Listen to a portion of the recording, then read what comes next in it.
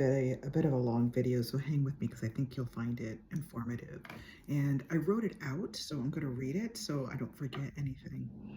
So in this country, the United States of America, by the way, we've never actually been united. We kind of refuse to be united because to be united, you'd have to see other people. We pretend like freedom is something everybody has. And so for those of us that grew up with ancestral lineage, where we were enslaved, harmed, separated from our families, for those of us with brown skin, for those with red skin and yellow skin, it's not the same America that other people live in, right? So because we don't have that same equanimity, that same equality, there's always this threat, and you can hear with this forthcoming president that there is a threat to being brown or red for sure, and black. So you can hear the threats that are coming already. We've already had the threats. Mostly they're quiet, and when I say quiet, I mean they're unspoken, but they're very loud for those of us who know we don't belong to the United of the United States. So there's always this threat in our body. And because of that threat, we're always in some state of high alert in order to be safe and to make others safe. In fact, I grew up working to make other people feel safe around me. What a waste of time that was, but it was what I was taught to do in order to be physically, let alone emotionally safe. So freedom doesn't feel like it is for us. So when we start something new, and this is the part, moving out from that whole political conversation, and I'm moving now into creation, entrepreneurship, doing something you've never done before. Okay. When we start doing something we've never done before, that does not belong to a structure in our society.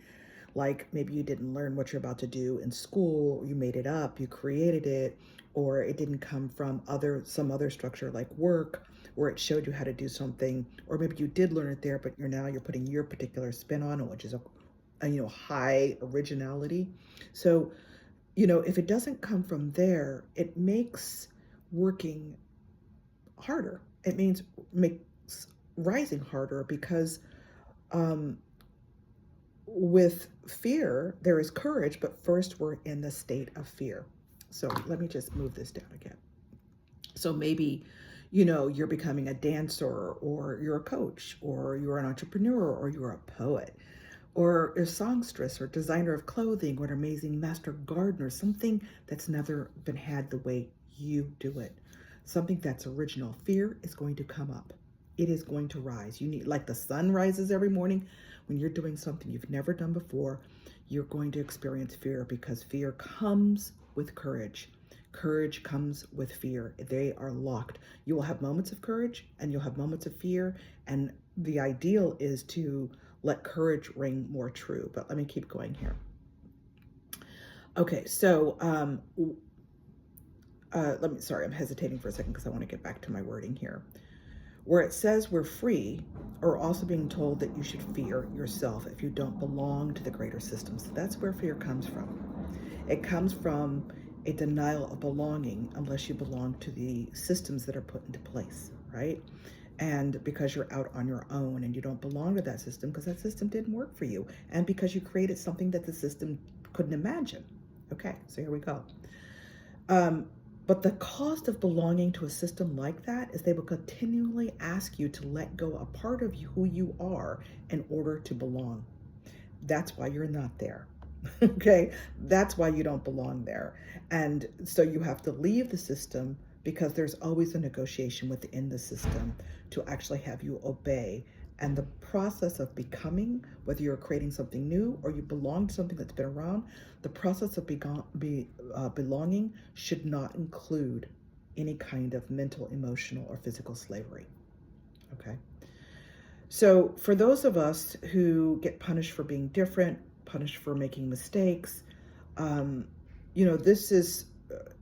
it makes having courage be very awkward or unavailable. And what I'm telling you is that because you are different, you are unique. And the more you acknowledge your uniqueness, accept your uniqueness, stop defending and explaining your uniqueness, the more rooted you're going to be. And the word we used to use in early 2000 in the 90s was you will be empowered. Some people are intuitive, like me. I'm just hyperly intuitive. I'm like on the precipice of being an oracle. Some people are neurodivergent. Some people are nonlinear. I'm a very nonlinear human being.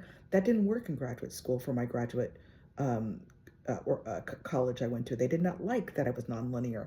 I needed things to be slowed down. I needed people to talk to me one-on-one and not in group. That didn't work for them. So I got kicked out of the MBA program, which actually, in the long term was not the right thing to do for them, but it was the right thing for me to do, to leave. So when you're in dynamics, organizations, companies, even families that do not see you, then it heightens your fear, and it also creates a level of trauma that you experience over and over and over again. So let me give you an example. Simple thing, right? I'm left-handed. My oldest sister is left-handed, and when she went to school, you could not be left-handed. Right, you may not know that. They would smack your hand and force the pencil into your right hand. There were no left-handed scissors. I wanted to say those came out in the 70s. I might have the decade wrong, but it wasn't in the 60s. I didn't see a left-handed pair of scissors until the mid-70s.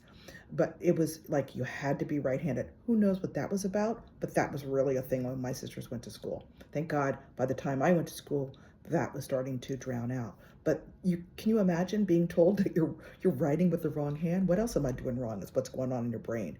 How do I learn how to write in a way that's not actually aligned with who I am? But you had to do it. That's what enslavement looks like. It's when organizations, people in schools, whatever the organization is, ask you to behave in opposition to who you are. So that's why fear comes up, and that's why courage takes several bouts. You have to keep coming back to yourself. So when people say, do affirmations, there's a reason why they say that. Because if you hear that more than you hear what the society wants for you, you have a better chance to actually become who you were here to be.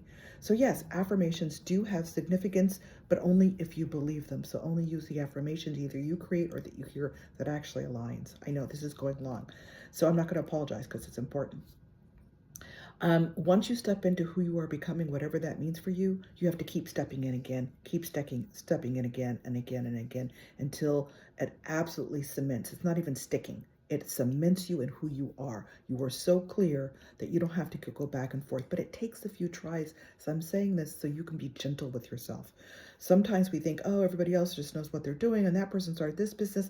You don't know what their process was. And I can tell you fear was part of it. And I can tell you that they went back and forth and back and forth and back and forth until they landed in the place of absolutely cementing who they are. And it's a practice.